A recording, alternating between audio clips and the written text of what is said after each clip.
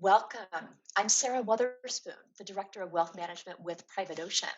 I'm here with Sabrina Lowell, the Managing Partner of our San Francisco office. Thank you for joining us. We're glad you're here. As most of you know, Private Ocean is a wealth management firm. We focus on managing investments and we focus on financial planning. Essentially, we partner with our clients to help them make better decisions with their money. Sabrina and I have both been in this financial world for just about 20 years and have now experienced two significant economic and market downturns. We've been hearing a number of questions lately from clients about financial planning issues. So today we're going to be talking about five specific strategies to help you optimize your finances in this current environment. Yeah, and Sarah, I think just in setting the stage, and as we've talked with clients over the past month or so, we're having a lot of conversations around um, things that you can control and things that you can't control. So, things that you can't control would be like new constraints on how you live, how or when the country resumes to a more familiar way of life, the investment markets, things that you can control, how you invest in the market or how you manage the strategy of being invested in the market. The other piece is around financial plans, right? How you and your affairs will be taken care of if you do fall sick, or how you weather any financial headwinds that this may present, and how you position yourself for future downturns, and how you take advantage of any current tax optimization. Also, trends that we're seeing is how you make use of this time. That's something that you can control, which for some actually requires slowing down with an emphasis on the basics, how we take care of and engage with one another. And finally, how much news you consume and how you react to that news that you are consuming. So, as we dive into the five financial planning topics today, Sarah, I know it was a pleasure to put together this list with you. And how would you, or where would you tell clients to start right up front? What's one of the key priorities given the current environment? The very first thing to focus on is actually your estate plan. If we didn't understand before, now we really understand how quickly things can change. Change can be unsettling and it can also present opportunities. So here's what's happening with my family right now. My dad is 80 years old. He has significant health issues. Several months ago, we had a family conversation about his wishes. He was 100% clear then and remains 100% clear today that he does not want to be resuscitated if he were to stop breathing or if his heart were to stop. So, those do not resuscitate, or they're also known as DNR documents. They're in place with my mom, his doctors, and their local hospital. Our recent conversation was about whether he would want to be intubated. So we're talking our way through this to make sure that we are as clear as we can possibly be about what his wishes are and to make sure we've got the documents in place to express those and make sure the right folks have them. A related issue is my sister and I both live several states away from our parents. So we've needed to figure out who can get to them quickly if they were to get sick. So my sister, she's been on standby. She's ready to drop everything and drive to them if she needs to. I'm plan B. And we also have a plan C with a really close family friend just in case. So why do I share this story? If you get sick or if you were to pass away, you want the right people making decisions for you and for your affairs. And you really need those people to know what your wishes are. If you already have an estate plan in place, now is a great time to review those documents, to review who you have appointed to make those decisions and what the provisions are of the documents to make sure they do reflect your wishes today. If you don't have a plan in place just yet, now's a great time to create one. People all over the country are working on this right now. We found estate attorneys are ready and able to help from their homes. And we can help you in a couple of different ways in this area. We can help you revisit your existing plan, explore your wishes, and explore your options with you. And if you don't have an estate attorney, we are really happy to connect you with one.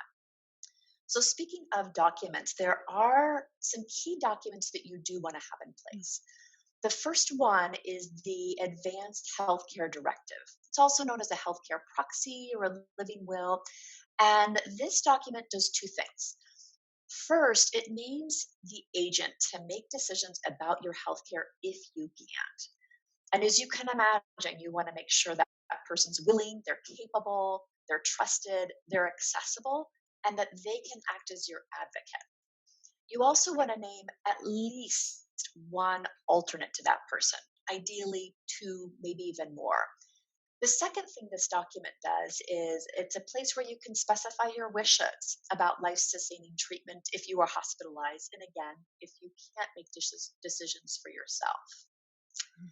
The second document that you want to have in place is your will.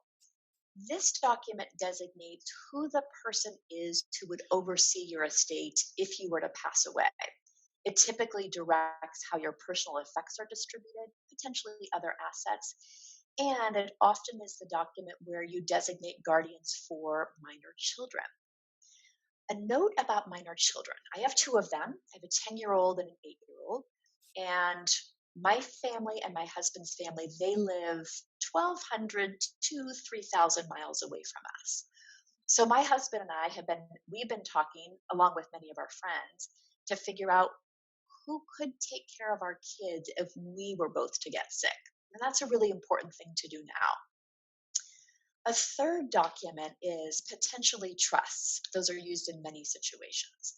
Trusts direct how assets are distributed and also designate agents, successor trustees to make decisions if you're not able to.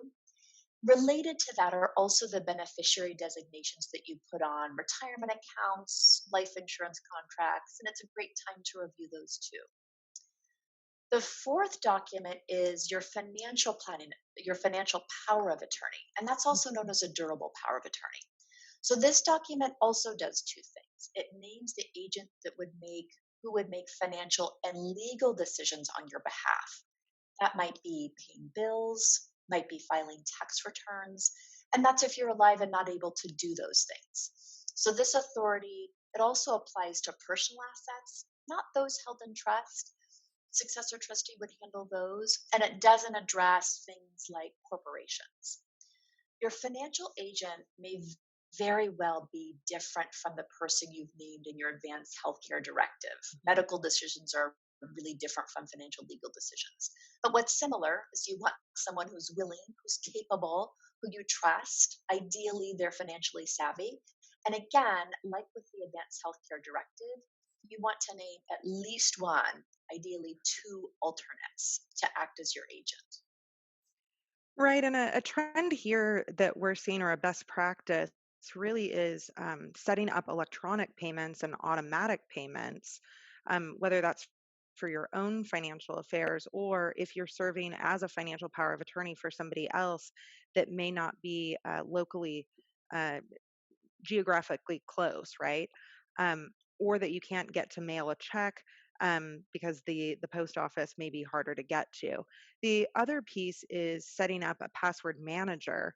So using something like Dashlane or LastPass, and then sharing the access to those websites or that information so they can get access to websites if somebody needs to step in, your financial power of attorney, and be able to kind of jump right in and help. We found that's been really helpful for accessing or having the ability to access my parents' accounts. Hmm. And we've certainly also, I've shared mine with my sister and, of course, my husband. And again, making sure that people are ready to step in to help if it's needed. So, lastly, as we wrap up this element, you want to make sure the key people, your key people, know about your plan and what you're asking of them and how to access the documents and information that they could need.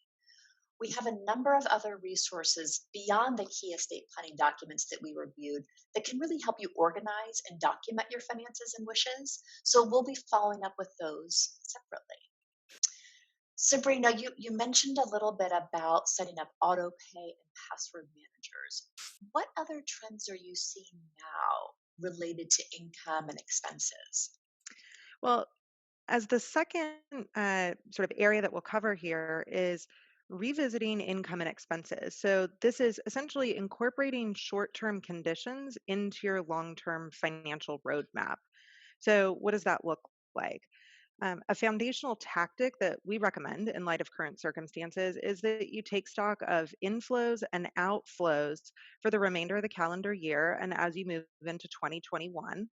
We think that this is beneficial to do annually, but certainly during periods of transition or uncertainty like we're currently facing. And just as a note, for those who qualify or who need it, or who have been impacted directly by COVID-19, there are elements of the recent CARES Act that do provide cash payments for those earning under 198,000 as a married couple, mortgage relief, student loan waivers, as well as greater access to borrowing or withdrawing from retirement accounts. So, if you or someone you know may benefit from more of the specifics, we can certainly be a resource in getting more information.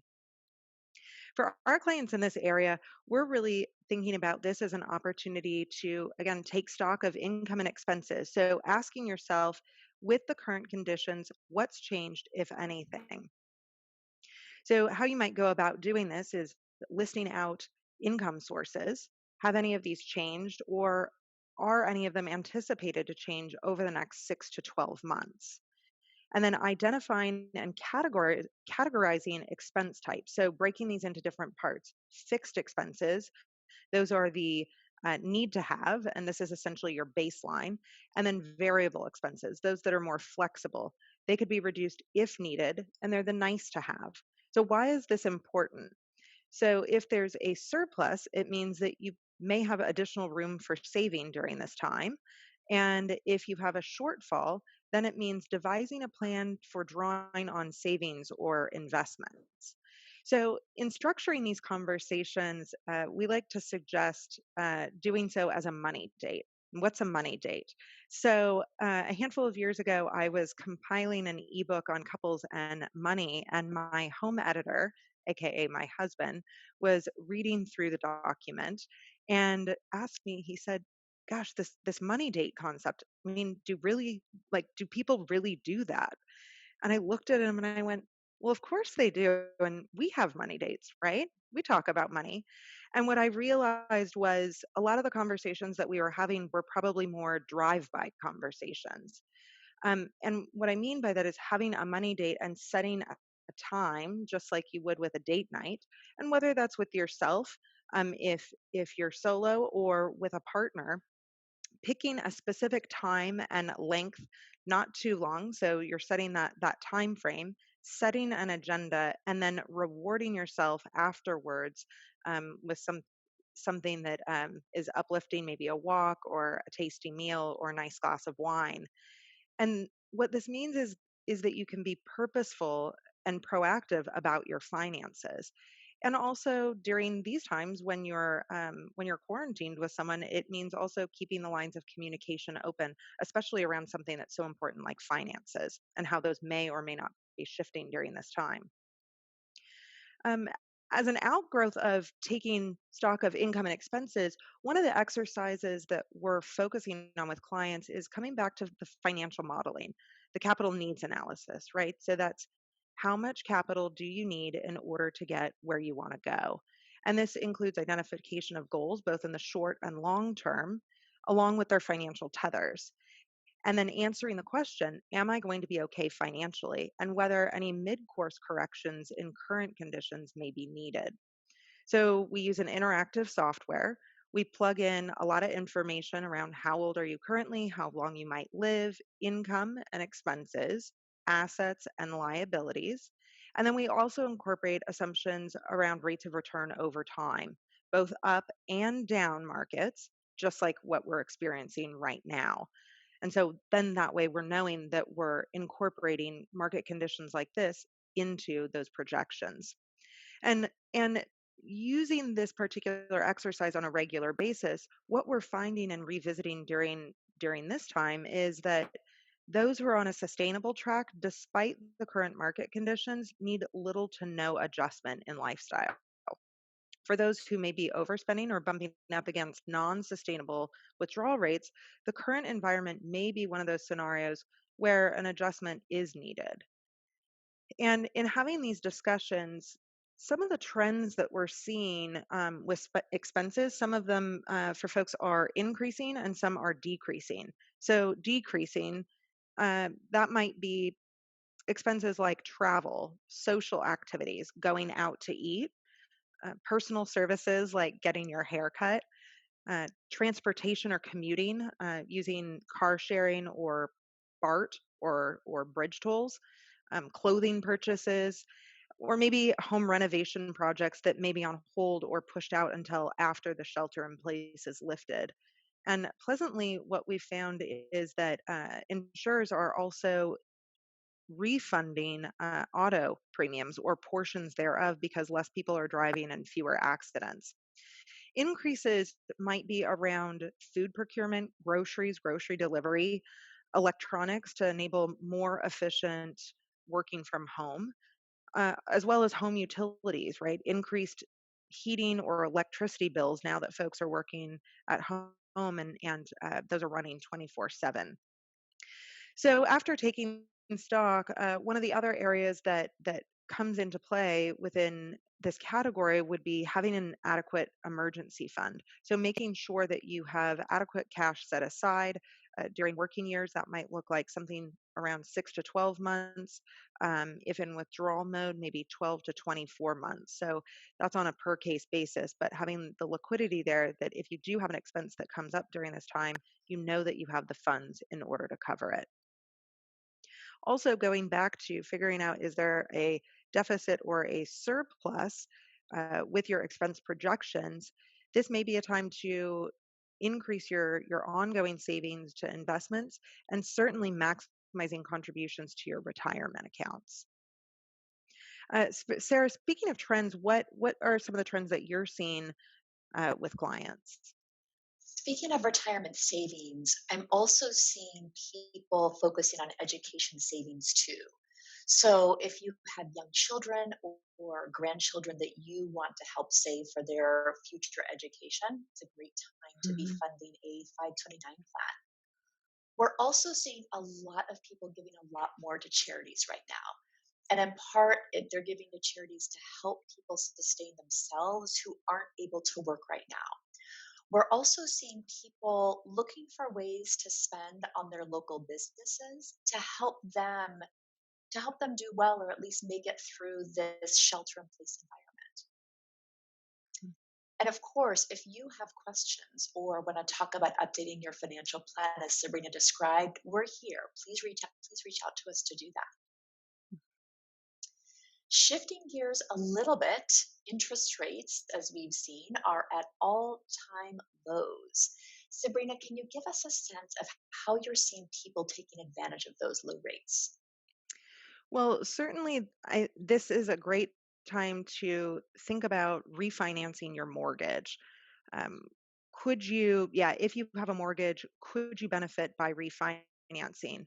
The theme in this space is while interest rates or the Fed funds rate has been decreased, there hasn't necessarily been a direct correlation with what's happening in the mortgage borrowing market.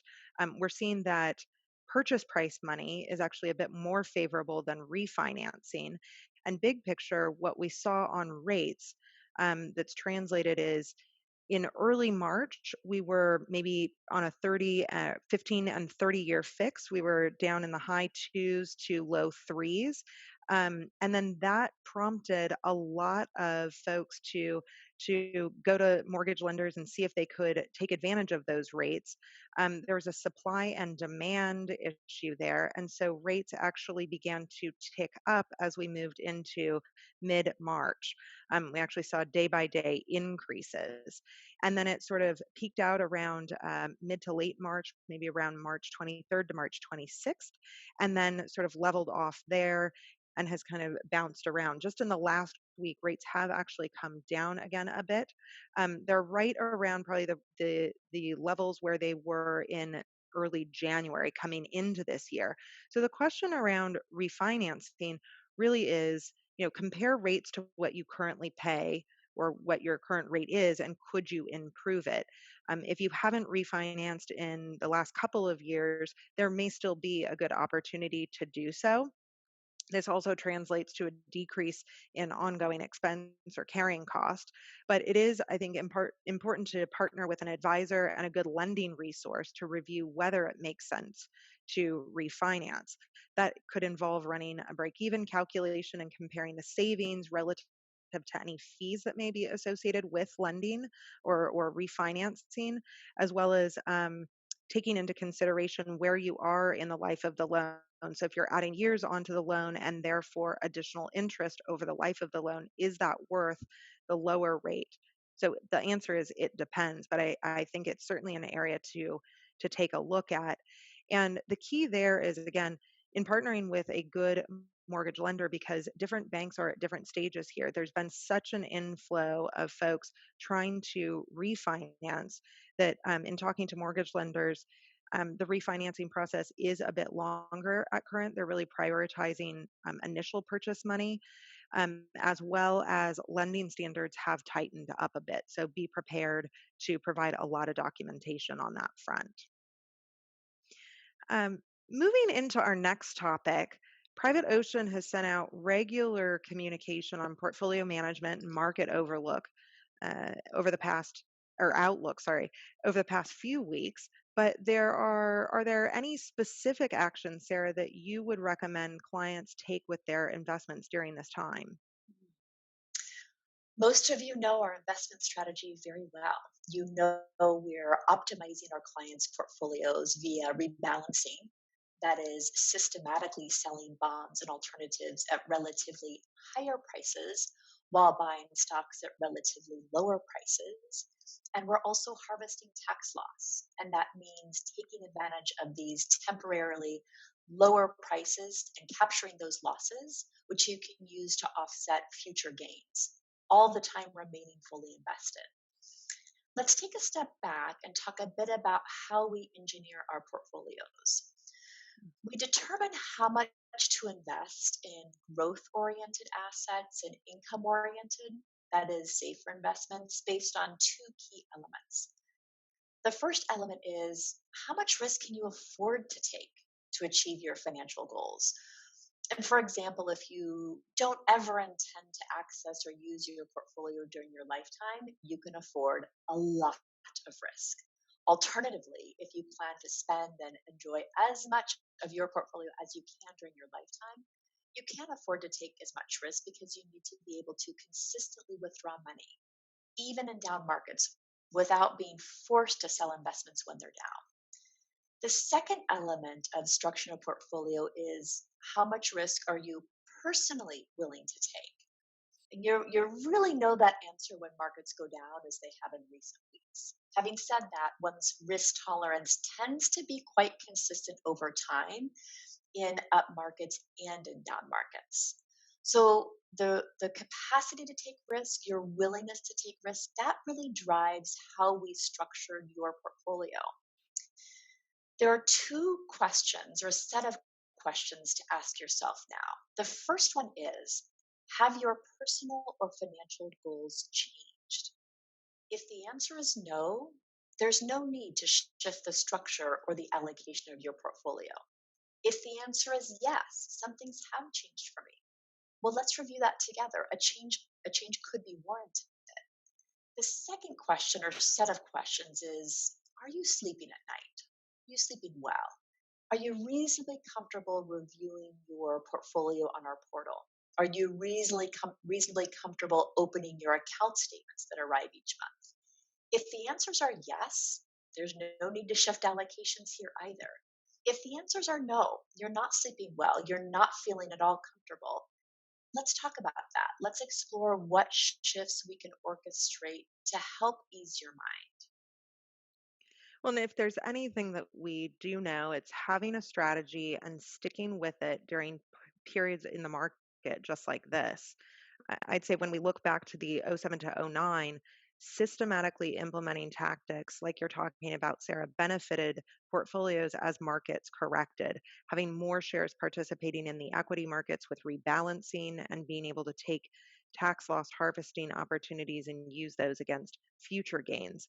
And I think we believe that that will serve clients well as we move through the current market conditions too. That's absolutely right. Sabrina, is there anything that we haven't yet covered that's important to address during these current times? Well, let's talk about optimizing tax strategies and charitable giving. So, a big one in this category is with the CARES Act, IRA required minimum distributions have been waived for 2020. So, this is not just a deferral. It is a non-requirement to take out distributions in the calendar year 2020. For folks who do still need that cash to live on or for expenses, you can still certainly withdraw those funds without any issue. It's still reported on your tax return as ordinary income, but it's not required for this year. With this comes an opportunity to then look at converting some or all of that to a Roth IRA if you don't need the funds or you're in a low tax bracket. So this may be a great way also to get more dollars into a Roth, either to diversify your tax strategy in later years or multi-generational planning by passing Roth IRA assets to heirs. The other piece in this area would be looking at taking capital gains, so accelerating those in the current tax year while capital gains rates are low. They're currently at 15% for federal, 9.3 for state. That tax regime could change down the road with it being an election year. Nothing certain there, but what we do know is capital gains right now are at that lower rate versus ordinary income rates where they have been in past years. You could also consider taking capital gains in current year if you have tax losses that we've harvested to help offset that. And that can be a great strategy in diversifying a concentrated stock position that you're wanting to diversify out of. And so now might be a good year to do that. The other piece is annual gifting. So if you're already doing annual gifting to family members up to 15,000 per person is the annual exclusion this year for gifts. Oftentimes we see those towards the year end, and this may be a good time mid-year to do that with either assets that have lower values at current, so you're maximizing the amount that you can gift to those heirs, or for family members that may need that during this period of time. I mentioned 529 plans earlier. A thing to keep in mind is that 529 plans have some special rules. Mhm. You can accelerate or compress 5 years worth of annual gifts into 1 year. So normally the annual gift limit is 15,000 per year per person. If you're making a contribution to a 529 plan, you can gift up to 70,000 5 years at a time, all in. Yeah, which is a great opportunity to be able to do during current conditions. Um, The other piece here on giving is charitable giving. So if you already have a giving plan, in 2020, you can now deduct up to 100% of adjusted gross income if you're giving cash. So donor advised funds aren't eligible for this, but there are some interesting giving strategies and opportunities. Also, of course, always looking at in kind stock gifts. Again, we see typically clients will process those towards year end with a lot of organizations in need. This may be a time to process those gifts and support community organizations. And our advisory team at Private Ocean is in the process of compiling a deeper dive on charitable giving in the current market. So stay tuned for more information on that session. So that wraps up our 5 areas of financial planning strategies and ways that you can optimize your situation at the moment. We recognize that our experience in this time, they are all unique. One unifying theme for all of us is that we can come back to focusing on what we can control. That's really our guide to where to direct our energy for positive outcomes. And this is also a great time to come back and think about who's on your team and how to strengthen those bonds. So you have both a professional team and a personal team. Your professional team, that includes your financial advisor, your accountant, attorney, insurance broker, realtor, and we think that this is a good time to reconnect with those folks because they have the capacity working from home or remotely to still connect with clients. On the personal side, your personal team can be very impactful during this time as well. So that might include a personal trainer that you're meeting with virtually to help hold you accountable. It might be a coach, and certainly close friends that you can count on for personal support in staying connected. We appreciate being on your team and we invite you. You're welcome to follow up with any questions. And you're also welcome to share this with family and friends that you think would find it valuable too. Thank you. Thank you, Sarah.